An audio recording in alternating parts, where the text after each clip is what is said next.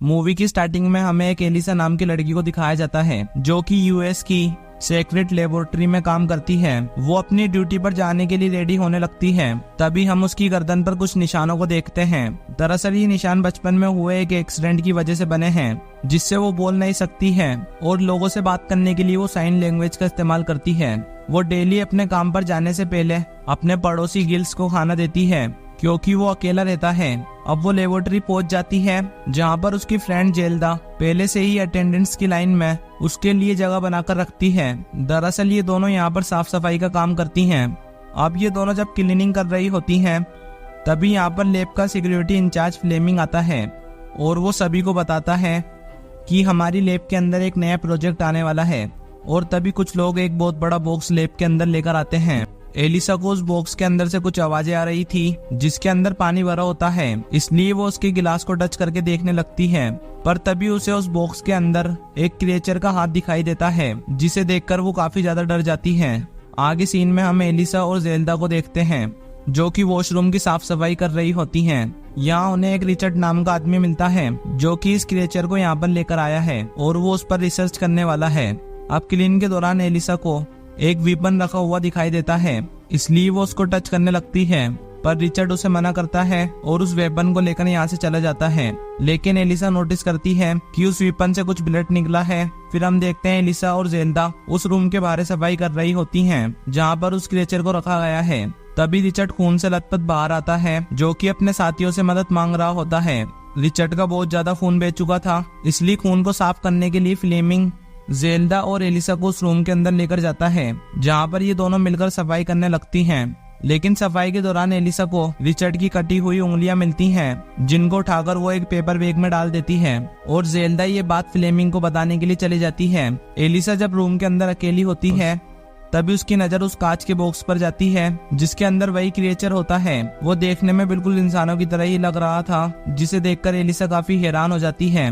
यहाँ पर वो नोटिस करती है कि उसकी बॉडी के ऊपर एक जख्म का निशान है। ये देखकर वो समझ जाती है कि ये काम रिचर्ड ने ही किया है। अब घर आकर एलिसा भी ये बात अपने पड़ोसी गिल्स को बताने लगती है, लेकिन वो उसकी बातों पर यकीन नहीं करता कि आखिर कोई क्रिएचर इंसानों की तरह कैसे हो सकता है। अगले दिन एलिसा सभी से छुपकर उस क्रिएचर के पास पहुंच जाती है, लेकिन वो क्रिएचर पूल के अंदर छुपा होता है और एलिसा जो उसके खाने के लिए एग लेकर गई थी वो एक स्पून से उस पर मारकर एक साउंड निकालने लगती है, जिसे सुनकर वो क्रिएचर बाहर आ जाता है।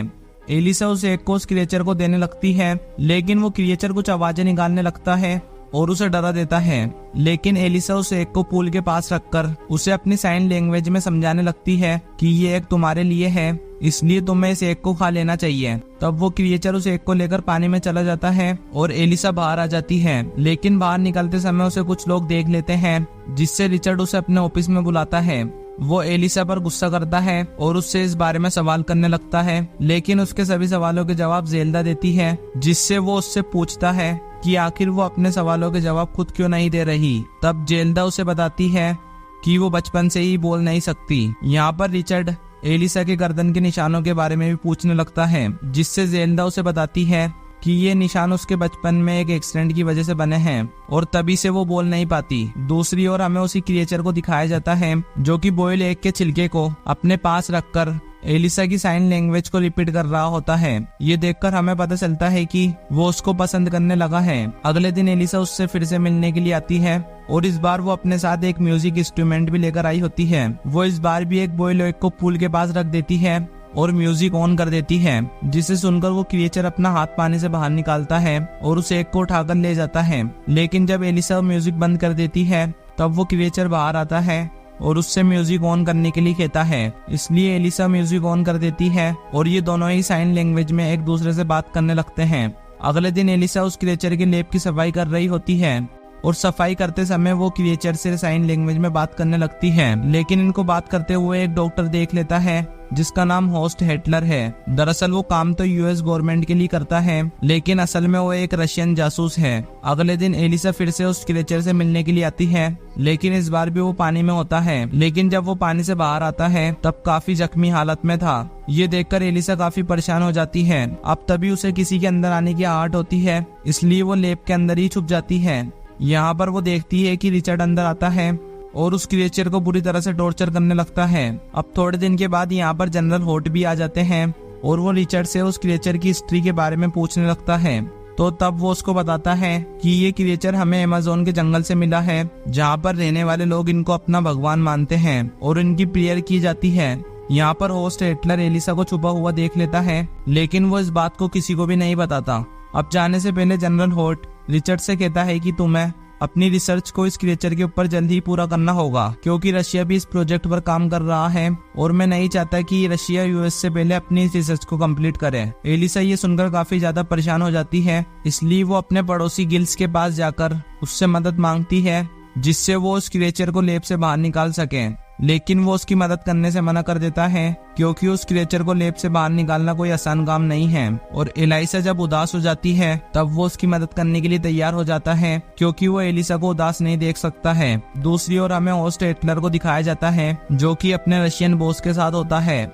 यहाँ पर होस्ट हिटलर का बॉस उसे उस क्रिएचर को मारने के लिए कहता है, क्योंकि क्रिएचर के मरते ही यूएस की रिसर्च अधूरी रह जाएगी। इधर गिल्स एलिसा के साथ मिलकर उस क्रिएचर को लैब से बाहर निकालने का प्लान बना रहा होता है। अब एलिसा क्रिएचर के पास पहुंच जाती है और उसे खोलने लगती है, लेकिन तभी यहाँ पर होस्ट हिटलर भी पहुंच जाता है। वो उसकी मदद करने के लिए कहता है। दूसरी ओर गिल्स भी गाड़ी लेकर लेबोरेटरी के अंदर एंटर कर जाता है, पर एक गार्ड को उसके ऊपर शक होने लगता है। उधर रिचर्ड भी कैमरे से वेन को देख रहा होता है, लेकिन तभी फ्लेमिंग उसको बताता है कि आज इस गाड़ी को नहीं आना था, जिससे रिचर्ड दौड़ के उस वैन के पास जाने लगता है। लेकिन तभी होस्ट हिटलर लाइट ऑफ कर देता है और वो उस गार्ड को भी मार देता है, जो उस वैन को रोकने की कोशिश कर रहा था। अब एलिसा क्रिएचर को लेकर वैन के अंदर बैठ जाती है और ये लोग यहाँ से निकल जाते हैं। रिचर्ड यहाँ पर पहुंचकर उनके ऊपर गोली भी चलाता है, लेकिन वो लोग यहाँ से जा चुके थे।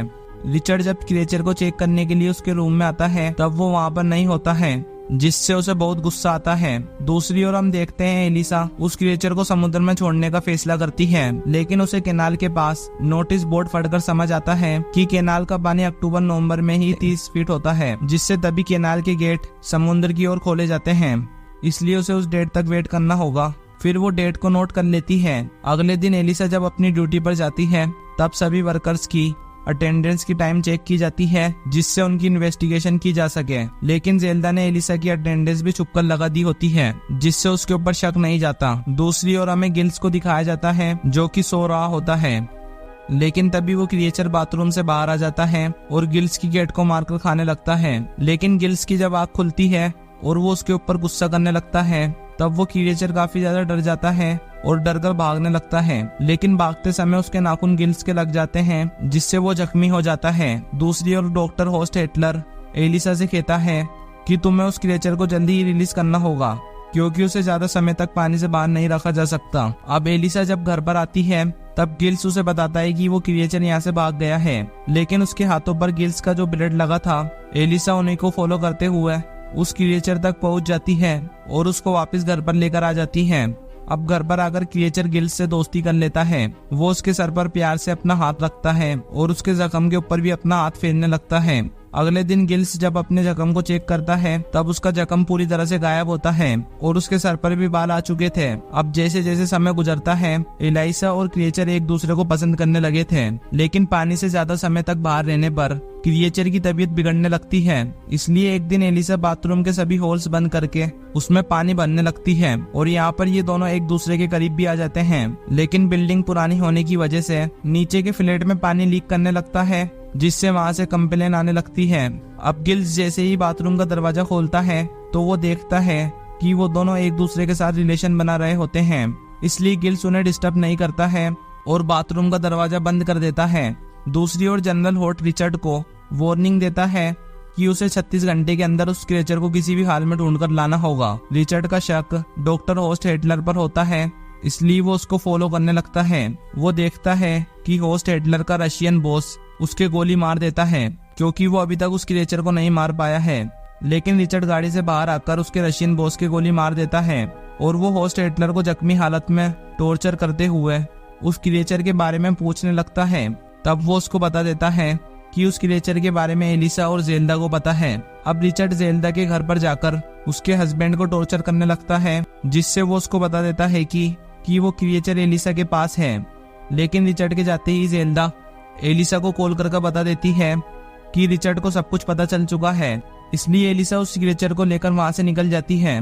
लेकिन रिचर्ड जब उसके घर पर पहुंचता है तो वो कैलेंडर पर लिखे नोट को पढ़कर समझ जाता है कि वो केनाल की तरफ गई है। दूसरी ओर एलिसा और गिल्स उस क्रिएचर को लेकर केनाल तक पहुंच जाते हैं और एलिसा उसे आखिरी बार गुड बाय बोलते हुए यहाँ से जाने के लिए कहती है। लेकिन तभी रिचर्ड यहाँ पर आकर गिल्स के ऊपर हमला कर देता है। इसके साथ ही वो एलिसा और उस क्रिएचर की गोली मार देता है, पर तभी गिल्स एक भारी चीज से उस पर हमला करता है जिससे रिचर्ड वहीं पर गिर जाता है। अब वो क्रिएचर उठकर खड़ा हो जाता है और वो जैसे ही अपने जख्म के ऊपर हाथ फेरता है तो उसका जख्म पूरी तरह से ठीक हो जाता है और वो रिचर्ड के पास आकर उसकी गर्दन काट देता है जिससे उसकी मौत हो जाती है। गोली लगने से एलिसा की मौत हो चुकी थी, इसलिए वो क्रिएचर एलिसा को भी अपने साथ लेकर पानी में कूद जाता है। पानी के अंदर जाकर वो उसके चारों तरफ चक्कर लगाने लगता है और जैसे ही वो उसके गर्दन पर बने निशानों को टच करता है तो एलिसा जिंदा हो जाती है और उसके गर्दन में बने निशानों पर अजीब सी हलचल होने लगती है जिससे उसकी वॉइस भी वापस आ जाती है। और इसी के साथ ये मूवी यहीं पर खत्म हो जाती है। आपको ये मूवी कैसी लगी कमेंट करके जरूर बताना। Thanks for watching.